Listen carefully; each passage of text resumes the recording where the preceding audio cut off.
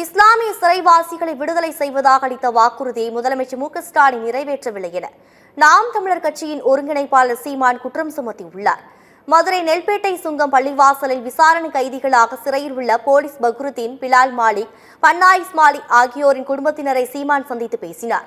பின்னர் செய்தியாளர்களை சந்தித்த அவர், போலீஸ் பக்ருதீன், பிலால் மாலிக், பன்னா இஸ்மாயில் ஆகிய மூவரும் விசாரணை கைதிகளாகவே 15 ஆண்டுகளாக சிறையில் உள்ளதாக கூறினார்.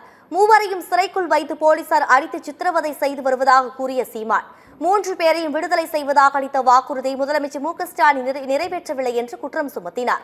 உடல்நிலை காரணம் கருதி கைதிகளை விடுதலை செய்யுமாறு உச்சநீதிமன்றம் உத்தரவிட்டும் இந்த அரசு விட முடியாது என பதில் மனு தாக்கல் செய்துள்ளதாகவும் சீமான் பேசினார். முதல்வர் அவர்கள் தான் பேசினார். இன்னும் நான் காணொலி இருக்கு, நான் ஊடகவியலாளருக்கு அனுப்புறேன்.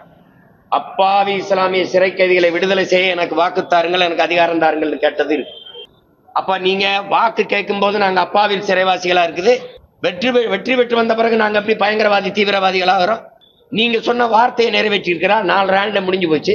3 சிறை கைதிகள் உடல் நலிவுட்டுட்டோம், எங்களுக்கு வயதாயிருச்சு, எங்களுக்கு முன் விடுதலை செய்யுங்கன்னு உச்ச நீதிமன்றத்துல போய் வழக்கு தொடுத்தவன் நீதிமன்றம் சொல்லுது அவர்களே உடல்நிலை காரணங்கிறது அவர்களை விடுதலை செய்யுங்க அப்படின்னு. அதுக்கு தமிழ்நாடு அரசு, இந்த அரசு பதில் மனு தாக்கல் செய்து உடன் பிறந்தார்களே.